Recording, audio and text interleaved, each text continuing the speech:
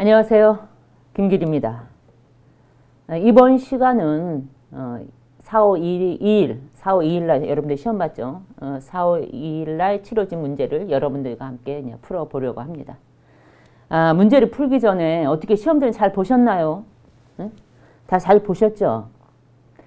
이번 문제는 그렇게 난이도가 높지 않은 문제가 다 출제가 되었고, 또 우리가 쉽게 얘기하는 뭐 이렇게 꼰다든가 뭐 지문에 꼰다든가 뭐 이런 문제가 없었기 때문에 저와 함께 하신 분들은 모두 고득점을 했으리라 저는 믿습니다. 믿어도 되겠죠? 저는 여러분들을 믿습니다. 모두가 다 고득점을 했으리라고 저는 믿고 가겠습니다. 그러면 이번 시험이 어떻게 단원마다 어떻게 몇 문제씩 출제가 되었는지를 한번 보고 갑시다.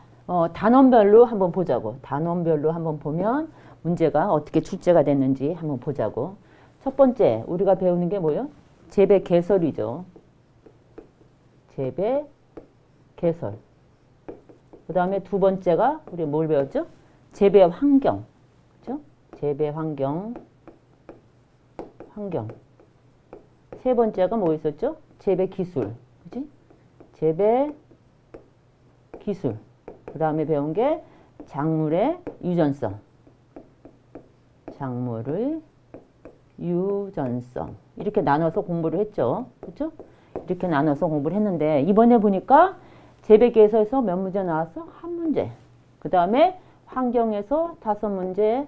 그 다음에 기술에서 8문제. 그 다음에 유전성에서 6문제. 이렇게 해가지고 20문항이 나왔죠. 그렇죠? 항시 보면 재배 환경과 재배 기술에서는 뭐 많이 출제가 되고 있는 걸 우리가 실전 감각 기르기 수업 시간에 다 공부를 했죠. 어느 정도 나온다는 것. 그리고 사실은 재배 개설 같은 경우에는 한 문제 아니면 많이 나와요. 2문제인데 보통 한 문제가 출제가 되더라. 근데 우리가 재배 개설에서 나올 수 있는 문제, 재배 개설에서 나올 수 있는 문제, 잠시만요. 이게 색깔이 안 나와서 잠시 멈췄습니다. 재배 개설에서 우리가 나올 수 있는 게 뭐겠어?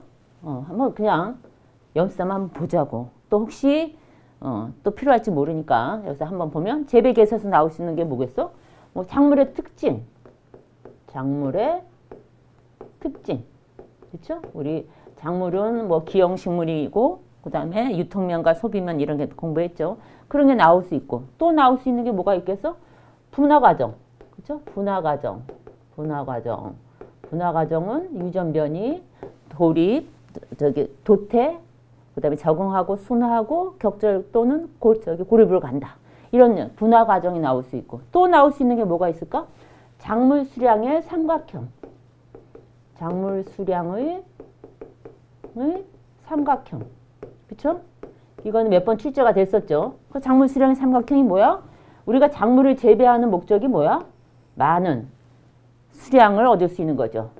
다수량을 확보하기 위해서. 그럼 어떻게 해야 되느냐? 그러면 이 작물 수량 삼각형에서 이 세변이 어떤 역할을 해야 되냐 보면 우리가 하는 대로 요거와 재배 환경, 그 다음 또 재배 기술, 그렇죠? 또 하나 뭐야? 유전성. 이것이 삼변이 어떻게? 균형 있게 발달해야만이 많은 수량을 얻을 수 있다. 이게 작물 수량의 삼각형이잖아. 이런 거 나올 수 있고 또 나올 수 있는 게 뭐가 있을까? 작물의 분류. 이번에 이거 문제 한 문제 나왔죠.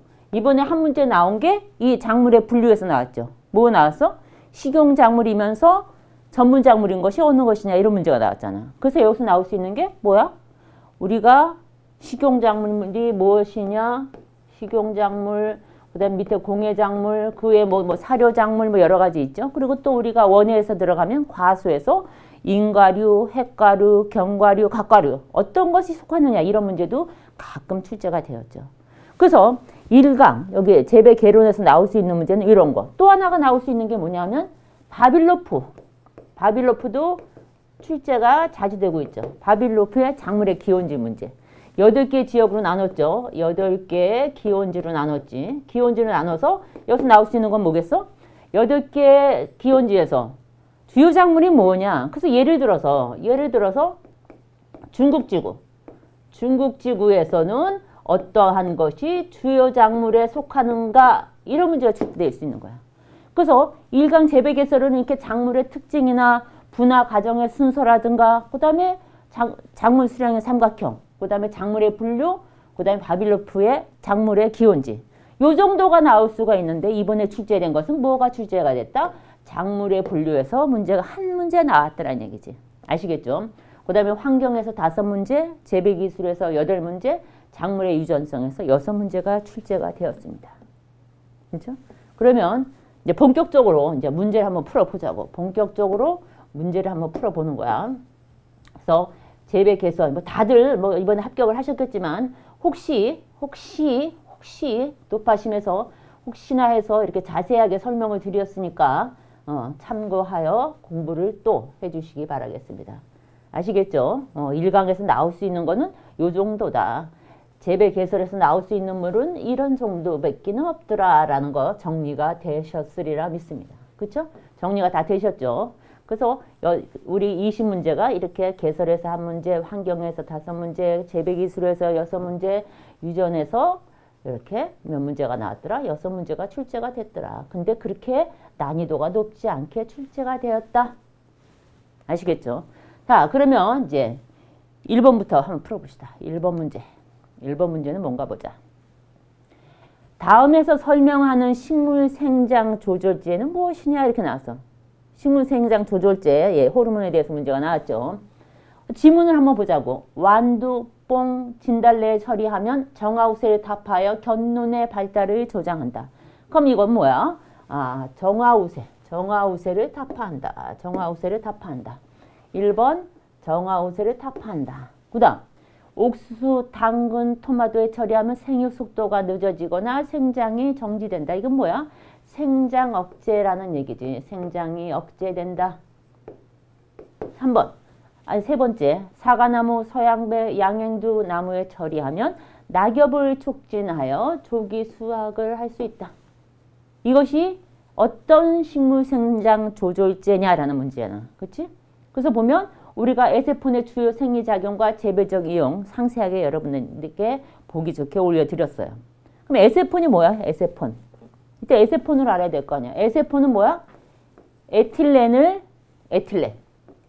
우리 호르몬 중에서 에틸렌. 근데 에틸렌은 뭐야? 원래 기체잖아. 기체이기 때문에 농업상 이용하기가 불편할 수밖에 없죠. 그래서 이거를 액상의 물질로 만들어서 약재로 개발한 것을 우리가 에세폰 또는 에스넬이라고 얘기를 했죠. 여기서 설명하는 이 식물 생장 조절제는 정화옥세를 타파하고 생장을 억제하고 낙엽을 촉진하는 것이 어떤 것이냐 이랬어. 그건 뭐야? 에세폰. 1번이 답이죠. 1번. 그렇지? 여기서 보면 정화옥세를 타파하고 발화, 개화 촉진하고 생장을 억제하고 낙엽을 촉진하고 적과 그 다음에 성발현을 조절해서 오이와 호박에 에세톤을 처리하면 어떻게 암꽃에 오이와 호박에 에세톤을 처리하면 암꽃의 착생수가 증대하더라. 그래서 성발현의 조절, 그 다음에 성숙과 착색을 촉진하는 것이 에세폰의 역할이더라. 그래서 여기서 답은 1번인데 보는 길이 한번 보자고. 그러면은 AMO1618, B9, 포스트폰 D 이건 뭐야? 이건 어디서 많이 봤지? 어디서 봤어? 얘네 셋은 뭐야? 1번 아모 1618, B9, 포스톤 D 이거는 뭐였어? 생장 억제 물질이잖아. 얘네들은 뭐야? 생장 억제 물질이었잖아. 그치? 생장 억제 물질. 이외에 또 생장 억제 물질가 뭐가 있었나 우리가? CCC도 있고 MH도 있었지. 그치? 이렇게 1618 이런 게 있고. 그래서 여기서 보면은 AMO 1618 같은 경우는 뭐야? 키를 작게 했잖아. 얘는 키를 작게 하더라. 그 다음에 포스트폰 같은 게 뭐야? 포스트폰 D. 우리 이거 수업 시간에 호르몬에서 배웠을 거야. 줄기의 길이를 단축시키더라. 얘는 줄기를 단축시키는 역할을 하더라. 얘네들은 다 뭐냐? 생장 억제 물질이다. 응?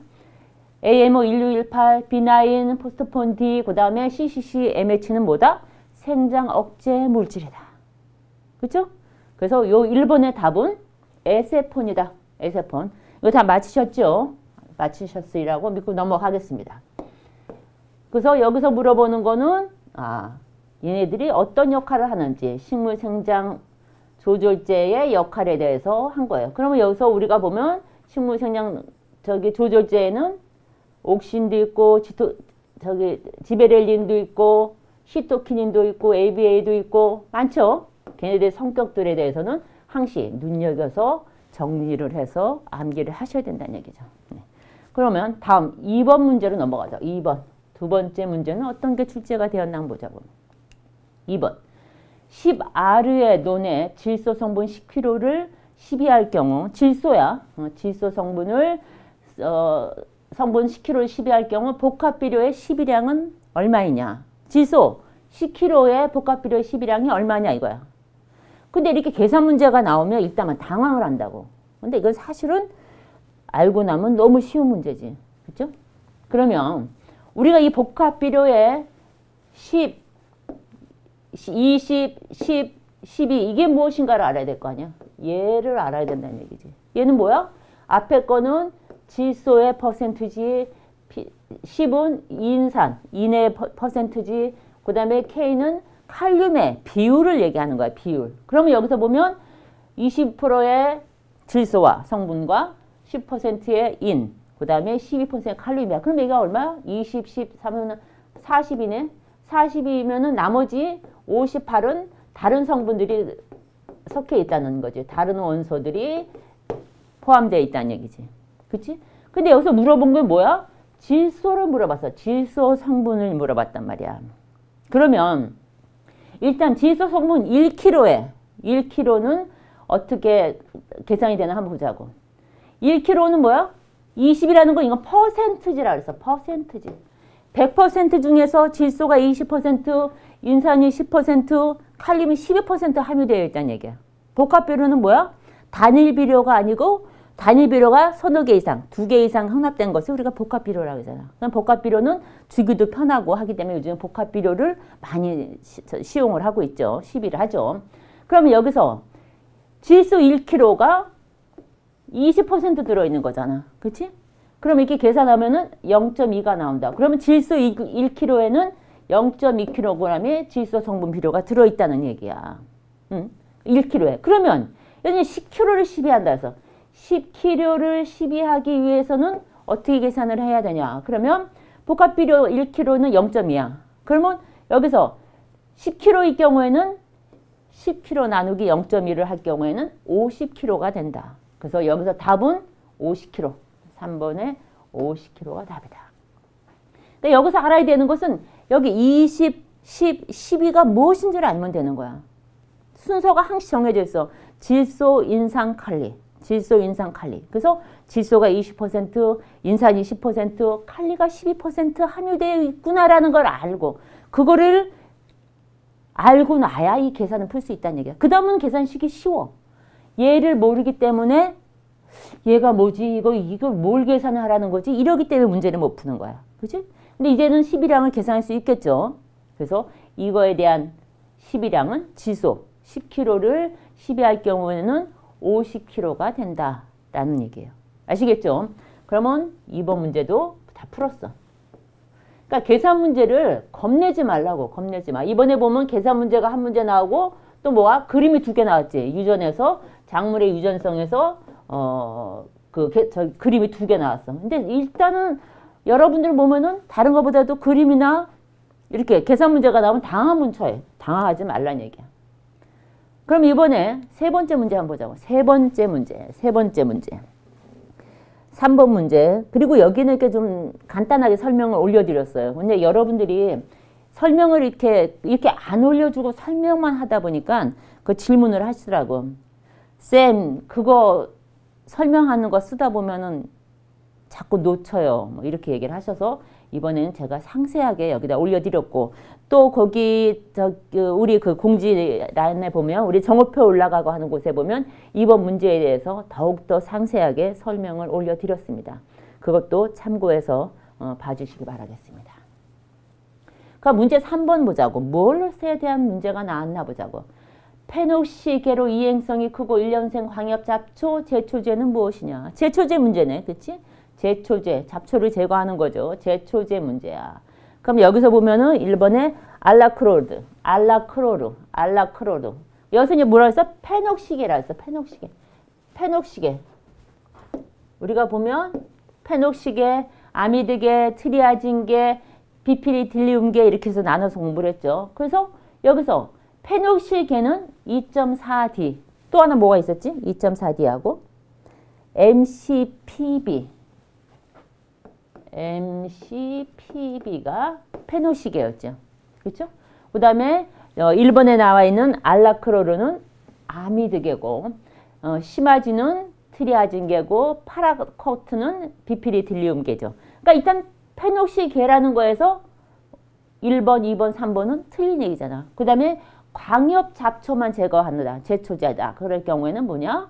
우리가 2.4D가 광역 제초 잡초를 제거하는 것이다. 이렇게 공부를 했기 때문에 이 문제도 어렵지 않았으리라고 생각합니다.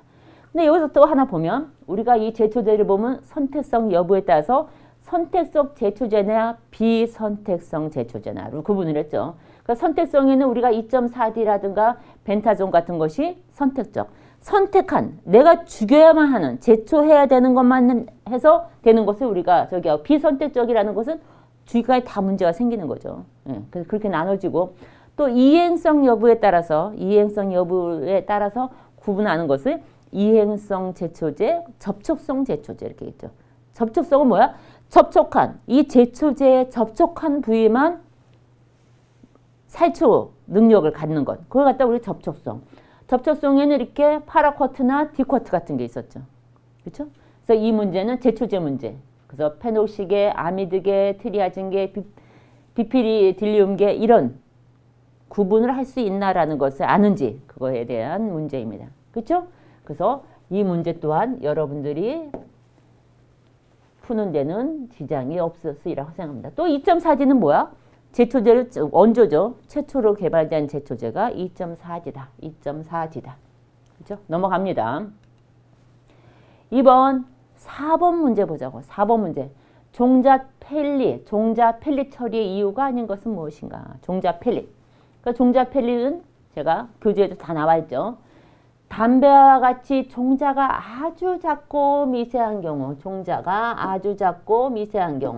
담배와 같이 종자가 아주 작고 미세한 경우, 또 당근같이 종자의 표면이 매우 불균일한 경우, 또한 이렇게 참깨나 상추 종자처럼 종자가 가벼워서 손으로 다루기 어려운 종자의 경우, 이런 것에 종자 표면에 화학적으로 불활성의 고체 물질이 피복하여 둥근 알약같이 알갱이 형태로 만드는 것을 우리가 종자 펠릿이라 한다. 그래서 종자 펠릿을 처리하는 데는 저렇게 1번 종자의 크기가 매우 미세한 경우라든가 표면이 매우 불균일한 경우, 그 다음에 종자가 가벼워 손으로 다루기 어려운 경우. 우리가 지금 4월에 상추를 많이 심으실 텐데, 그 종자를 뿌릴 텐데, 얼마나 가벼운지 아시잖아. 상추는 많은 분들이 집에서도 키우시고 하기 때문에 상추 종자는 아실 거예요. 그렇죠? 굉장히 가볍고 작고 하죠. 그런 것들은 어떻게? 저렇게 종자 펠릿을 처리를 해서 한다. 아시겠죠? 그래서 종자 펠릿은 1번 종자의 크기가 매우 미세한 경우, 종자의 표면이 매우 불균일한 경우, 그 다음에 종자가 가벼워서 손으로 다루기 어려운 경우에 처리한다. 아시겠죠? 이것도 그리 어려운 문제 아니죠. 이거는 다 할 수 있는 거야. 식별이 어려운 종자 아니잖아요. 그렇죠? 그래서 이것도 쉽게 넘어갈 수 있는 문제라고 저는 생각을 합니다. 그 다음 5번 문제 봅시다. 이번 종자 소독이야. 소독. 종자를 소독을 해야 되겠죠. 종자를 소독을 해서 우리가 파송을 하는데 1번 봅시다. 옳은 것을 찾으라 해서 제가 항시 표시를 하라고 했죠. 지금 제가 하는데도 아무런 반응이 없는 거 보니까 잊어버리신 것 같아요. 제가 항시 시험 문제를 보면 무엇을 묻는지, 옳은 것을 묻는지, 옳지 않은 것을 묻는지를 항시 표시를 하라 그랬어요. 마음이 급하고 당황하고 하다 보면 옳은 것인지 옳지 않은 것인지를 놓칠 때가 있다고 분명히 말씀을 드렸죠. 그래서 이렇게 표시를 하는 거야. 그래서 문제를 보자고. 종자 소독에 대한 설명으로 옳은 것은 이렇게 돼 있어. 화학 소독은 세균 및 바이러스를 모두 제거할 수 있다. 틀리죠? 왜냐면 우리가 특히 바이러스 같은 경우는 건열 처리를 많이 합니다. 바이러스 같은 경우는 거의 건열 처리를 하더라. 우리 물리적으로는 온탕 침법이나 냉수 온탕 침법, 건열 처리 같은 것을 하죠. 그리고 이렇게 화학적 소독에는 여기도 상세하게 써드렸지만 병원균 사멸 효과가 높으나 모두가 다 사멸하지는 않는 거죠. 모든 것을 제거할 수는 없다는 얘기죠. 그래서 1번 틀린 것. 2번 맹류에서 냉수 온탕 침법 시 온탕 처리는 100도에서 2분간 실시한다. 맹류는 어떻게 했어요? 맹류에서 냉수 온탕 침법. 이것도 교재 다 있죠. 근데 우리가 일단 냉수 온탕 침법의 원리를 한번 보자고. 어떻게? 처음에는 냉수에 담가서 그 다음에 온탕에 처리해서 그죠? 그 다음에 어떻게 됐어? 바로 냉수에 식혀 그늘에 말리는 것을 우리가 냉수 온탕 침법이야. 냉수 그 다음 온탕 그렇죠? 그래서 여기서 보면 맹류 같은 경우는 냉수에 6시간 그 후에 45도에서 50도의 온탕에서 2분간 실시한다. 맹류에서 냉수 온탕 침법은 100도에서 2분간이 아니고 45도에서 50도의 온탕에서 2분간 실시한다. 그럼 얘도 틀린 거지. 그러니까 얘도 틀렸고 얘도 틀렸어. 그 다음에 공류 종자는 온탕 침법을 이용하고 온탕 따뜻한 물에서 처리하는 거야. 채소 종자는 건열 처리를 이용한다. 4번 친환경 농업에서는 화학적 소독을 선호한다. 화학적 소독을 선호한다. 화학적 소독을 선호한다. 화학적 소독을 선호하지 않죠. 친환경 농업, 특히 유기농업에서는 화학적 처리는 절대 할 수가 없다고 그랬어요. 그렇죠? 친환경 농업에서는 화학적으로 처리한 종자를 사용할 수 없다. 그래서 답이 뭐야? 옳은 답은 공류 종자는 온탕 침법을 이용하고 채소 종자는 건열 처리를 이용한다. 이것이 정답. 그죠? 이것 또한 그리 문제가 어렵지 않죠. 그죠? 그래서 여기까지 5번까지 문제는 다 어려움이 없이 스슬 넘어갔을 거예요. 그래서 가장 문제가 되는 게 여러분이 보면 1번부터 5번까지 문제가 굉장히 중요해. 왜냐면 처음에 1번 모르는 문제, 2번 모르는 문제, 3번 헷갈리는 문제 막 이렇게 나오면 당황을 한다고. 그 영향이 뒤에까지 간다고. 뒤에까지. 근데 이번에는 5번까지 전혀 문제 없이 풀 수 있도록 그렇게 된 것 같아서 저도 좀 안도를 했습니다. 이번에 6번 문제 보자고. 목초의 혼파에 대한 설명으로 옳지 않은 거. 이번에는 옳지 않은 것을 찾으라 해서 이번에는 설명을 이게 글씨가 틀렸네요. 옳지 않은 것은 무엇이냐. 혼파에 대해서. 혼파. 섞어서 파종한다는 얘기야. 혼파 섞어서. 그래서 일단은 혼파의 성격을 알아보자고.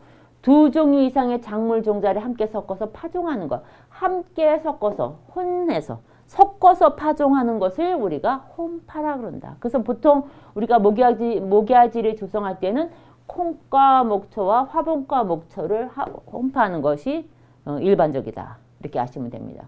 혼파했죠. 우리가 작부체계에서 나온 거죠. 우리가 작부체계에서 공부한 거.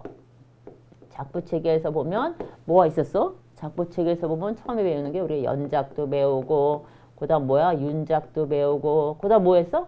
답전윤환도 있고 여러 가지 있잖아 뭐. 그쵸? 간작도 있고 주의작도 있고 교작도 있고 이렇게 배웠잖아. 그 문제가 나온 거야. 작부체계에서 문제가 나온 거야 이번에. 그치? 그 중에서 뭐가 나왔어? 혼파가 나왔어. 혼파. 혼파는 뭐야? 두 종류 이상의 작물 종자를 함께 섞어서 파종하는 거야. 혼파, 섞어서 파종하는 것을 우리가 혼파라 한다. 섞어서, 함께 섞어서 파종하는 방식을 혼파라 그런다. 거기에는 보통 콩과 목차와 화분과 목차를 혼파하는 경우가 많다. 일반적이다. 그러면 옳지 않은 것을 고르라 해서 옳지 않은 것. 1번부터 볼까? 화분과 목초와 콩과 목초가 섞이면 가축의 영양성 유리하다. 가축의 영양성 유리하다. 맞는 얘기죠. 그 다음에 잡초 경감 효과가 있으나 병충해 방지와 최종 작업이 곤란하다. 최종 작업이 곤란하다. 그렇죠? 그 다음에 상본초와 하본초가 섞이면 광을 입체적으로 이용할 수 있다. 4번 화본과 목초와 콩과 목초가 섞이면 콩과 목초만 파종할 때보다 건초 효과가 어렵다. 이렇게 됐어요. 그러면 우리가 교재에서 배운 것처럼 혼파의 장단점을 한번 보자고. 혼파의 장단점. 각축 영양상의 이점. 1번 나왔죠. 화분과 목초와 콩과 목초가 섞이면 가축의 영양상 유리하다. 두 번째, 잡초 경강 효과가 있으나 병충해 방제와 최종 작업이 곤란하다. 방충해 방제가 곤란하다. 그 다음에 최종 작업이 곤란하다. 방충해 방제와 최종 작업이 곤란한 것이 홈파의 단점이다. 그 다음 상번초와 하번초가 섞이면 광을 입지적으로 이용할 수 있다. 그게 뭐야? 입지 공간의 합리적 이용에 대한 설명을 쓴 거죠. 상번초, 하번초. 근데 그럼 뭐가 옳지 않겠어? 4번이지. 화분과 목초와 콩과 목초가 섞이면 콩과 목초만 파종할 때보다 건초 제조가 어렵다 이렇게 됐어. 근데 뭐가 돼 있어? 여기 이제 홈파의 장점이 쭉 나오죠. 가축 영양상의 이점, 입지 공간의 합리적 이용, 비료 성분의 합리적 이용, 잡초의 경감, 생산의 안정성 증대, 목조 생산의 평준화, 건초 및 사일리지 제조상의 이점이 있다라고 했어. 이점. 왜 이점이 있는가 보자고. 콩과 목초는 수분 함량이 많아서 건초 제조가 불편한데 여기에 화분과 목초를 섞으면 건초 만들기가 쉬워진다. 이것이 홈파의 장점이야. 근데 여기서 뭐였어? 건초 제조가 어렵다고 했잖아. 어렵다. 얘가 틀린 거잖아. 그지? 그래서 여기 홈파에 대한 여기에 대한 설명에서 장점과 단점에서 보면 장점과 단점 다 올려드렸어요. 그러면 일단 홈파가 무엇인지 알면 되고 장단점을 알면 이 문제는 풀 수 있는 거였다는 얘기지. 그치? 그래서 6번도 무난하게 여러분들이 다 맞추셨으리라고 다 잘 푸셨으리라고 생각을 합니다. 다 푸셨으리라고 생각을 합니다. 뭐 6번까지만 어려운 거 없죠? 어려운 거 없어. 전혀 어려운 거 없이 슬슬슬슬 6번까지 넘어가셨으리라고 생각을 합니다. 어디서 여러분들이 어려움을 만났는지 한번 보자고. 어려움을 만났는지 한번 보자. 그럼 그 다음 넘어가 보자고. 그 다음 7번 문제. 대기 조성 환경에 따른 작물의 생리 현상으로 옳지 않은 것. 이번에도 옳지 않은 것을 찾아야 돼. 대기 조성, 대기 환경에 대해서 나왔네. 그치? 대기 환경에 대해서 나왔다. 대기 환경. 우리가 환경에는 토양 환경, 수분 환경, 그쵸? 대기 환경 말고 수분 환경 보이나요? 수분 환경. 또 뭐 있어? 처음에 토양 환경, 수분 환경, 그 다음에 온도 환경, 광 환경, 그 다음에 대기 환경. 또 하나 뭐 상적 이렇게 돼 있잖아. 그치? 이 정도에서 여기서 나온 게 대기 환경에 대해서 물어봤단 말이야. 대기 환경. 그래서 옳지 않은 거야. 옳지 않은 거. 옳지 않은 걸 보자고. 1번. 광포화점에 있어서 이산화탄소 농도는 광합성의 제한 요인이 아니다. 2번. 산소 농도에 따라 호흡의 지장을 초래한다. 과일, 채소 등을 이산화탄소 중에 저장하면 pH 변화가 유발된다. 4번. 암모니아 가스는 잎의 변색을 초래한다. 그러면서 광포화점이 뭔지를 알아야 될 거 아니야. 그치? 광포화점. 그러면 일단 광보상점부터 보자고. 광보상점은 뭐냐? 광보상점은 암흑 상태에서는 광합성이 이루어지지 못하고 호흡에 의한 이산화탄소만이 방출되지만 점차 광도를 높여가면 광합성도 증가하게 되는데 광도를 점차 높이게 되면 이산화탄소의 방출 속도와 흡수 속도가 같아지는 것. 흡수 속도가 같아지는 때가 있다. 이때의 광도를 우리가 광보상점이라고 그런다. 해서 광보상점, 방출 속도와 흡수 속도가 같아지는 것. 광보상점이라고 그런다. 그지? 그러면 광포화점이 뭔가 보자고. 여기서 지금 알아야 되는 것은 우리 광포화점이야. 광포화점은 광도가 보상점을 지나서 방출 속도와 흡수 속도가 같아지는 그때를 지나서란 얘기야. 그랬을 때 보상점이 증가함에 따라 광합성 속도가 증가하지만 어느 한계에 이르면 광도를 더 증가시켜도 광합성량은 더 이상 증가하지 않는다. 이런 상태를 광포화라고 하고 이때의 광도를 우리가 광포화점이라고 한다. 그래서 여기는 광합성의 제한 요인이 아니다가 틀린 거지. 그치? 제한 요인일 수 있잖아. 광이 이산화탄소는 광합성의 제한 요인일 수 있다. 그리고 여기다 하나 또 올려드린 것은 산소 농도에 따라 호흡의 지장을 초래한다 이렇게 되어 있는데 우리 대기 조성에서 보면 질소, 산소, 이산화탄소. 산소는 21% 정도 있죠. 우리가 이산화탄소는 0.03%가 우리 대기 중에 조성되어 있다는 걸 공부를 했습니다. 그럼 이 산소를 한번 볼까? 대기 중에 산소 농도가 21%에서 점차 감소를 하면 호흡 속도가 점점 감소하게 됩니다. 근데 20%를 넘으면 호흡 속도가 일시 증가하나 계속되지 않으며 90%에 이르면 급속히 감퇴하고 100%에서는 작물이 고사하게 되더라. 그렇기 때문에 산소 농도에 따라서 호흡의 지장을 초래할 수밖에 없는 거죠. 농도에 따라서 21%일 때, 20%일 때, 90%일 때, 100%일 때 다 틀리다는 얘기지. 그래서 여기서 대기 조성 변화에 따른 작물의 생리작용으로 현상으로 옳지 않은 것은 뭐야? 1번이 답이더라. 1번이 답이다. 1번이 답이다는 얘기야. 1번이 답이더라. 아시겠죠? 대기 환경에서 문제가 하나 출제가 됐네요. 그렇죠? 그래서 이번에도 별 문제 없이 이 문제도 여러분들이 편안하게 풀었으리라고 믿어 의심치 않습니다. 그렇죠? 믿어도 되죠? 당연히 믿을 수 있게끔 다 맞으셨으리라고 생각을 합니다. 그러니까 여기서 물어보는 거는 광포화점을 네가 알고 있냐라는 얘기지. 광포화점. 이렇게 문제를 길게 내도 물어보는 거는 뭐야? 광포화점이지. 광포화점에 대해서 알고 있으며 여기에 무엇이 관여하는지를 알고 있는가라는 것을 물어보는 거잖아. 그렇지? 대기 환경 문제였습니다. 그럼 8번은 무슨 문제가 나왔나 보자고. 습답. 여기서 보면 습답에 대한 설명으로 이번에도 옳지 않은 것을 찾으라 했어. 옳지 않은 것. 습답에 대한 설명으로 옳지 않은 것. 습답이 뭐야 일단? 습하다는 거지. 습하다는 것. 지하 수위가 높거나 물이 솟아 습해가 우려되는 논을 우리가 습답이라 그런다. 습해가 우려되는 거. 그럼 습해가 뭔지를 알아야 될 거 아니야. 그치? 우리가 수분 환경에서 배우죠. 그렇죠? 그럼 여기는 뭐야? 습해도 있고 수해도 있고 뭐 이렇잖아. 그치? 그 다음 뭐가 있어? 한해는 어떠한 해? 건조해를 우리가 수분이 부족한 거. 건조해. 이런 걸 다 공부했잖아요.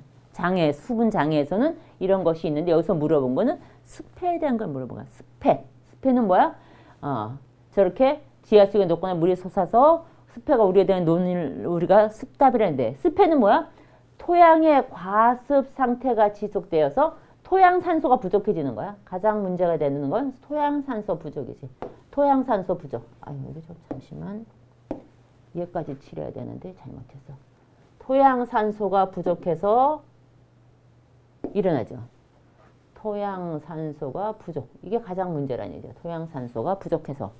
부족할 때. 그때 어떻게 됐어? 뿌리가 상하고 심하면 부패하여 지상부가 황화하고 드디어는 어떻게 되겠어? 위족 고사하더라. 죽어버리더라는 얘기지. 그치? 습해. 근데 우리가 담수화에서 재배되는 논에서도 벼에서도 담수화가 뭐야? 물에 잠겨져 있는 상태지. 거기서 재배되는 벼에서도 토양산소가 몹시 부족하면 여러 가지 장애를 나타내더라. 그래서 여기서 이렇게 벼에서도 토양산소가 몹시 부족하면은 여러 장애를 일으키는데 이것 또한 일종의 습해로 볼 수 있다. 그래서 뭐야? 여기서 1번, 2번, 3번, 4번 지문을 볼까? 일단은 습답이 뭔지 습해가 뭔지는 이제 봤어요. 그렇죠? 1번. 작물의 뿌리 호흡 장애를 유발하여 무기 성분의 흡수를 저해한다. 그렇지? 2번. 토양산소 부족으로 인한 벼의 장애는 습해로 볼 수 없다. 얘가 틀린 거지.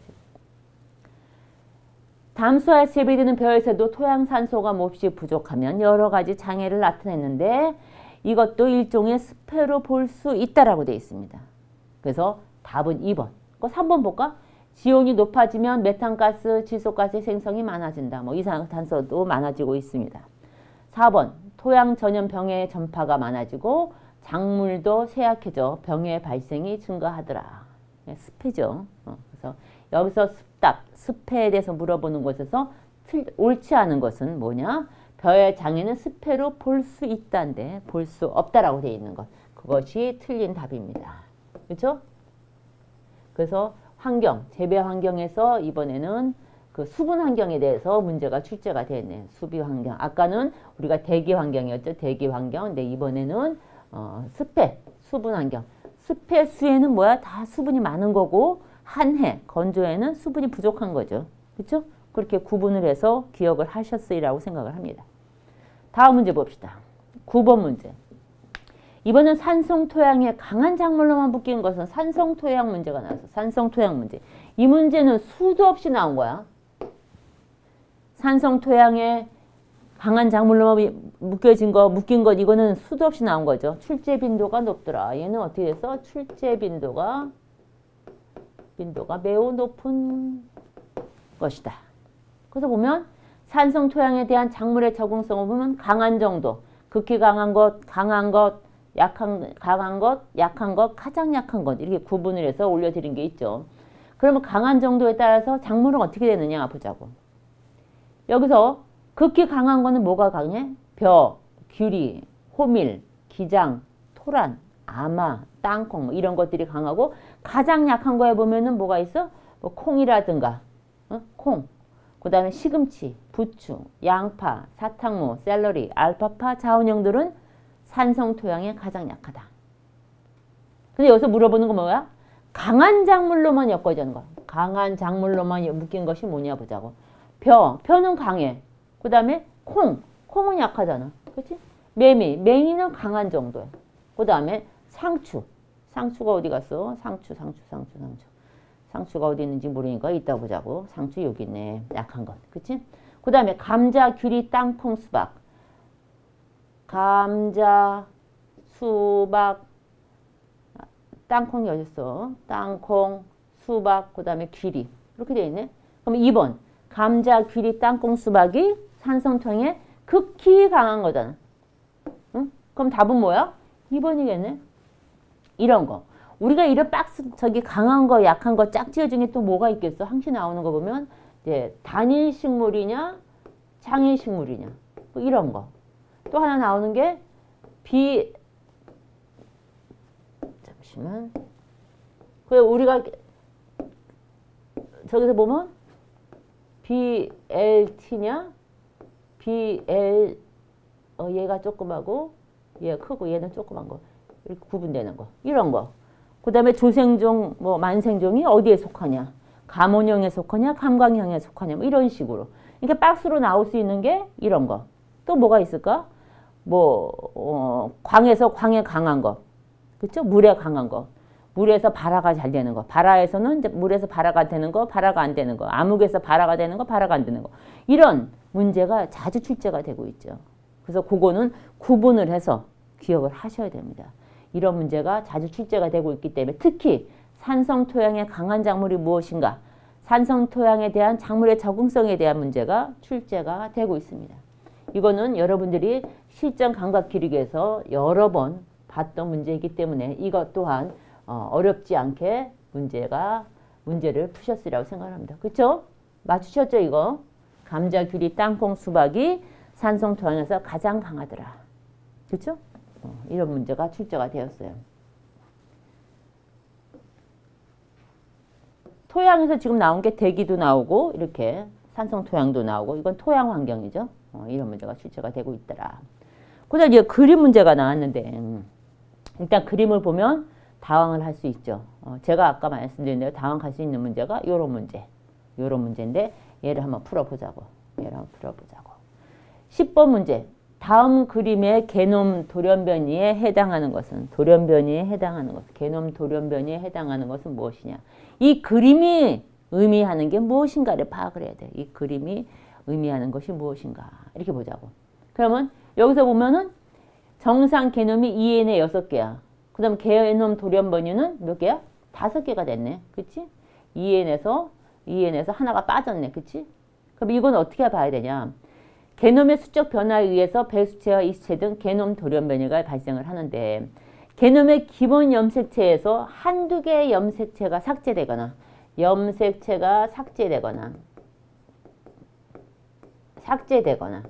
아니면 염색체가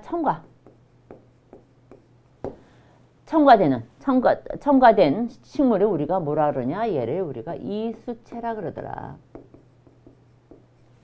교재 다 있어요. 그래서 보면 EN의 EX인 이 배체에서 염색체 한 개가 삭제된 식물. 염색체가 여기서 얘가 이렇게 됐잖아. 한 개가 삭제됐지. 염색체 한 개가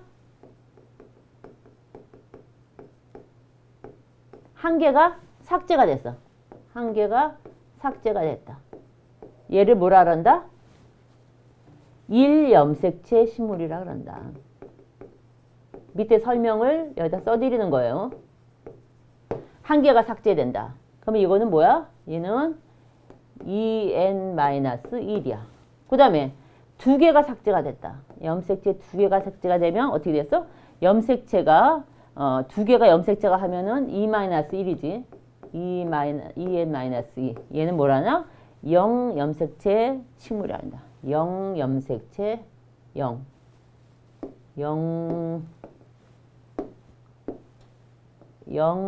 염색체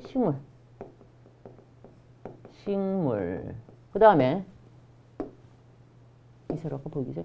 그 다음에 얘는 삭제된 거야. 이번에는 염색체가 추가되는 거 보자고. 그리고 염색체가 한 개가 첨가됐다. 한 개가 이번에는 삭제가 아니고 첨가가 됐어. 첨가가 되면 어떻게 됐어? En 플러스 1이 되겠지. 하나가 첨가가 되니까. 하나가 첨가가 되면 얘는 3염색체 식물이라 그런다.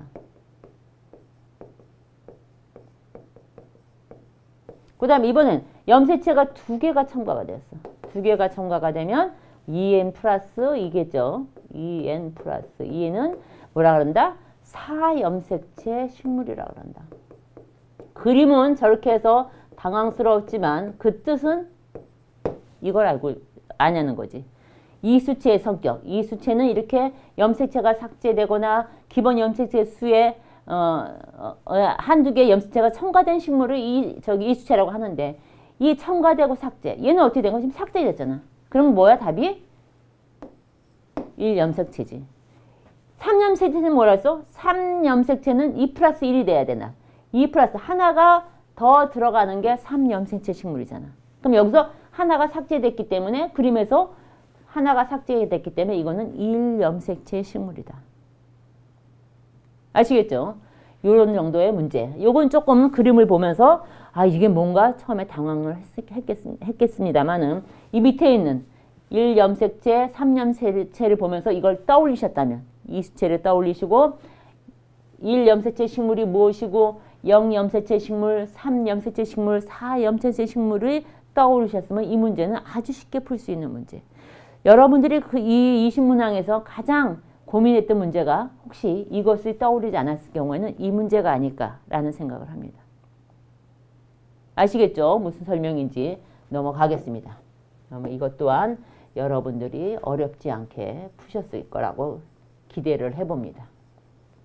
그래서 여기까지 이제는 10번째까지 문제를 풀었습니다. 잠시만 기다려 주십시오. 그래서 이건 이 수체의 뜻, 1염색체 식물, 0염색체 식물, 3염색체 식물가 첨가가 됐느냐, 삭제가 됐느냐에 따라서 이름이 1염색체 식물이냐, 3염색체 식물이냐로 구분을 하고 있더란 얘기예요. 네? 아시겠죠? 네, 다음 11번으로 넘어가겠습니다. 11번. 이번에 묻는 것은 무엇인가? 11번. 식용작물이면서 전분작물인 것으로 묶인 것은? 이거 뭐야? 재배개설에서 작물의 분류에서 나왔네. 그치? 작물 분류. 이거는 작물 분류에서 나왔습니다. 작물 분류에서 작물의 분류. 한 문제 나온 게 재배개설에서 나온 게 이 문제 하나 나온 거야. 그치? 아주 쉬운 문제. 식용작물이면서 전분작물인 것으로 묶인 거. 일단 식용작물을 봐야 되겠지? 곡식류에는 화곡류, 맹류, 작곡류 두 위로 구분을 하고 있다. 거기에는 화곡류에는 논뼈, 밭뼈, 맹류, 보리, 밀, 귀리, 호밀. 그 다음에 작곡에는 조피, 기장, 수수, 옥수수, 메밀. 두류에는 뭐 콩팥, 녹두, 완두 이런 것들이 어떻게 곡식류에 속하고 서류에는 뭐야? 감자, 고구마. 감자, 고구마가 서류에 속하더라. 그러면 전분작물은 뭐겠어? 전분이라 해서 전분. 그러면 여기서 보면 1번 옥수수, 감자, 땅콩, 옥수수, 완두, 아주까리. 그럼 뭐야? 옥수수와 감자.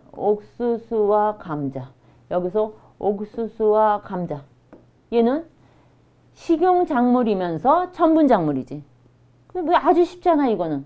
그치? 아주 쉬운 문제가 출제가 되었어요. 그래서 이거 식용작물이면서 전분작물인 것으로 묶인 것은 뭐야? 옥수수와 감자. 옥수수, 감자. 그렇죠? 이렇게 해서 식용작물. 작물의 분류에서 농업적 분류에서 나오는 식용작물. 그 다음에 전분작물은 뭐에 들어가? 공해작물에 속하죠. 공해작물. 이런 문제는 정말 점수를 주겠다는 문제냐? 점수를 주겠다는 문제. 그치? 점수를 주겠다면 어떻게 해? 당연히 내 것으로 가져와서 내가 점수화를 해야 되겠지? 그래서 고득점을 할 수 있는데 보탬이 되도록 해야 되는 거 아니겠어요? 그래서 이 대백에서 한 문제 나온 것, 이거. 식용작물이면서 전분작물인 것. 아주 쉬운 문제, 옥수수, 감자, 옥수수, 뭐 고구마 이렇게 나와도 이거는 맞는 것이었겠죠. 그래서 이렇게 11번 문제, 분류, 작물의 분류에서 출제가 되었더라. 이 한 문제가 이번에 출제가 되었더라. 그쵸? 이거는 다 맞추셨죠? 이거 틀리신 분들은 어떻게 해야 돼? 손 들고 반성해야지. 뭘 어떻게 해야 돼. 그치? 그래서 여기까지 지금 11번까지 숨 가쁘게 달려왔는데 이제 12번부터는 잠시 쉬었다가 또 우리가 문제를 풀도록 하겠습니다. 잠시 쉬어가겠습니다.